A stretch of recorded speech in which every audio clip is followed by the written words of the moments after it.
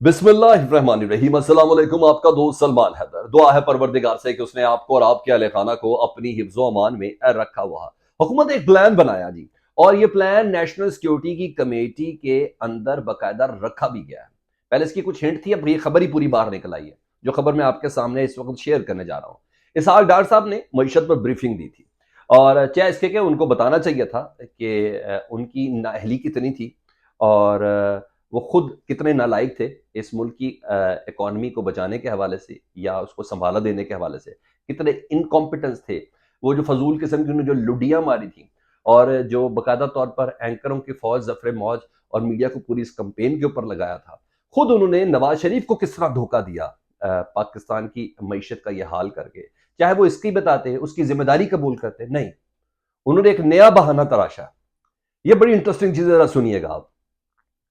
National security committee میں جس میں joint chief of staff committee, army chief, D G I S I اور services chief تمام موجود تھے، وزیر اعظم موجود تھے، وزیر خزانہ خود موجود تھے، وزیر داخلہ موجود تھے، ان کی موجودگی میں بہانہ کیا تراشا ہے جی؟ معیشت کے اوپر جو بریفنگ دے رہی تھی، انہوں نے کہا ہمیں زیادہ نقصان نا ان کی انکمپیٹنسی کی وجہ سے نہیں ہو رہا، اسحاق ڈار صاحب کی بڑ بولیوں کی وجہ سے نہیں ہو رہا، انہیں کہا ہمیں زیادہ نقصان ہو رہا ہے سوشل میڈیا کی وجہ سے، ہمیں زیادہ نقصان ہو رہا ہے ان پلیٹ فارم کی وجہ سے جس کی بنا پر اکانومی کے اوپر تنقید کی جاتی ہے۔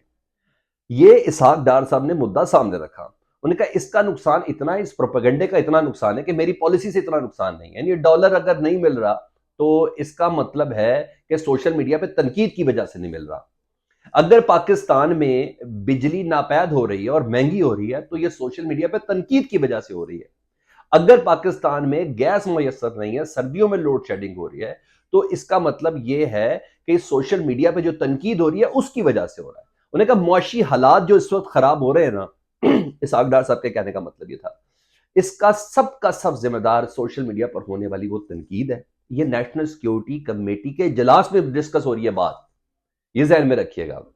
ابھی آگے بہت انٹرسٹنگ فیکٹ میں نے آپ کو بتانے ہیں۔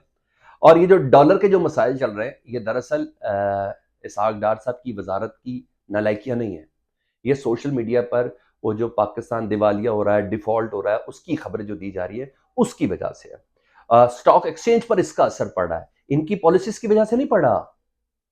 پاکستان کے ریزروز 5 ارب رہ گئے ہیں، اس کا نہیں پڑ رہا۔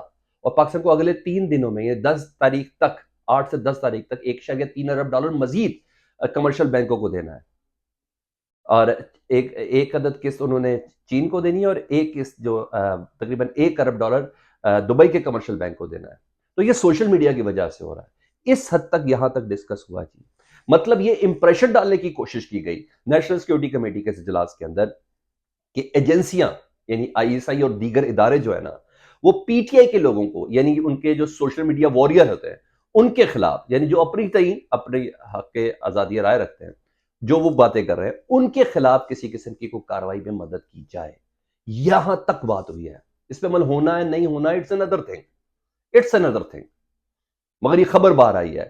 مطلب معیشت کی جو تنقید ہے نا، یعنی کوئی پاکستانی کرے معیشت پہ کے حوالے سے، کوئی حکومت پہ تنقید کرے تو اس کو نیشنل سیکیورٹی سے لنک کرنے کے حوالے سے بات ہوئی ہے کہ پاکستان میں کوئی معیشت پہ تنقید نہیں کر سکتا، نہیں تو یہ دہشت گردی ایکٹ کہلائے گا، نیشنل سیکیورٹی کے اوپر حملے سے کسی کے ساتھ یہ مترادف کہلائے گا۔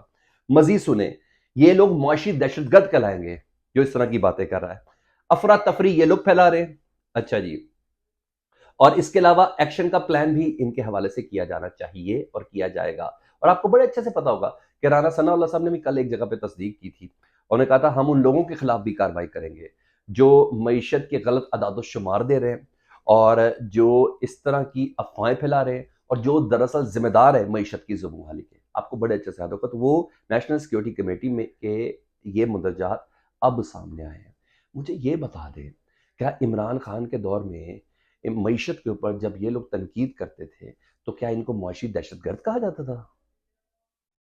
مجھے بتائیں، اس سے پہلے نون لیگ کے دور میں جب پیپلز پارٹی تنقید کرتی تھی معیشت کے اوپر، جو آئے روز ہر 3-4 مہینے بعد ایک نیا وزیر خزانہ آ جاتا تھا، تو کیا نون لیگ معاشی دہشت گرد تھی؟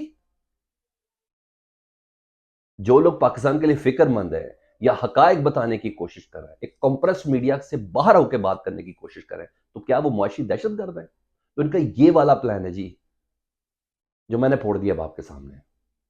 ابھی تو ظاہری بات ہے جب پیر کے دن یہ اجلاس ہوگا, اس کے منٹ شیئر ہوں گے, کیا ہوگا کیا نہیں ہوگا وہ تو ہے ڈیفینیٹلی, لیکن وہ ہے تو اس بنا کے اوپر کام ہو رہا ہے. اور کل آرمی چیف جو میں خیر اگلے بلاگ میں بات کروں گا, جب انہوں نے بھی اس ایمرجنسی اور اس کا ادراک کر لیا کہ پاکستان میں دراصل واقعی اس وقت نازک ترین موڑ پر آرمی چیف کہہ رہے ہیں, دہشت گردی کے حوالے سے بھی اور معیشت کے بھی حوالے سے, تو ان کو بھی بہت سی چیزیں باور ہو گئی. میرا خیال ہے اسحاق ڈار صاحب بہت سی چیزیں ان کو ننگی چٹی کر کے بتا بھی چکے ہیں. تو وہ کل نیوی کی جو پاسنگ آؤٹ پریڈ تھی نا, اس میں بھی جو خطاب کرتے ہیں, وہ خیر نیکسٹ ولاگ میں وہ چیزیں آپ کے ساتھ شیئر کروں گا. میرا پی ٹی آئی نے بھی ایک فیصلہ کیا جی, کچھ رپورٹیں پہنچی ہیں اور کچھ ثبوت پہنچے ہیں. پی ٹی آئی کے جو ایم پی ایس تھے انہوں نے شکایات بھی درج کی تھی, میڈیا پہ کوٹ بھی ہوئی تھی, ہم نے آپ کے سامنے اس کو رپورٹ بھی کیا تھا, اور اس کے مطابق آفرز دی گئیں عدم اعتماد کے حوالے سے یا اعتماد کا ووٹ لینے کے حوالے سے ان کینڈیڈیٹس کو لاکھوں کروڑوں اربوں روپے کی آفر سب ان کو دی گئی تھی کہ آپ غیر حاضر رہیں, آپ کو سیف ہاؤس میں منتقل کر دیتے ہیں, آپ نے کسی قسم کی گیم کا پتہ نہیں چلنے دینا, اس گیم کے اندر آنا نہیں ہے, ووٹنگ کے عمل کے اندر آپ نے شامل ہونا ہے, اعتماد کے ووٹ میں آپ نے شامل نہیں ہونا. تو یہ سب چیزیں تھیں. تو یہ سب چیزیں تو چل رہی تھی شروع میں. فواد چودھری صاحب نے بھی اس کو لنک کیا تھا اور تھوڑی سی ہنٹ بھی دی تھی. اب پتہ چل گیا جی, پی ٹی آئی کو کنفرم ہو گیا کہ اس میں دو افراد جو فرنٹ مین ہیں زرداری صاحب کے, ازل میں نشم سے کسی کو اس بات سے انکار ہے نہیں ہے. ایک تو ناصر حسین شاہ جو مرکز میں جب عدم اعتماد ہو رہی تھی, ان کی آڈیوز تک بھی لیک ہوئی تھی آفر واپس دینے کے اوپر. تو ناصر حسین شاہ اور شرجیل میمن, یہ دو افراد متحرک تھے جی, ایک کراچی میں بیٹھ کے, یہ دونوں کوئی شک نہیں ہے فرنٹ مین ہے, اور شرجیل میمن تو ان کے مطلب تو یہ ہے کہ یہ اربوں روپے آگ بھی لگا دیتے ہیں ان کے کسی بیسمنٹ کے اندر, کی پرانی کہانی ہے جو مشہور ہے.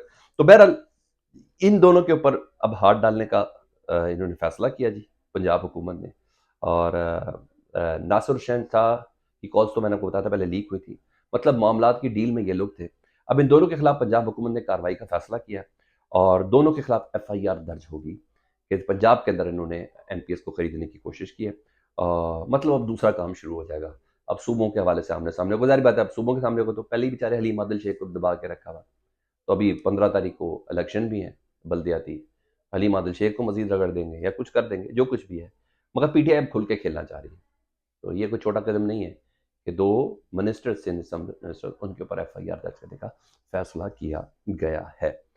اب آؤں ایک اور خبر, میں نے اس کی کنٹینیوٹی آپ کے ساتھ شیئر کر دوں کیونکہ میں ایک ایک پیرس پہ بتا رہا ہوں. تو بلدیاتی انتخابات کے حوالے سے اسلام آباد ہائی کورٹ کا جو فیصلہ تھا اس پہ عمل نہیں ہوا, کل الیکشن نہیں ہوئے.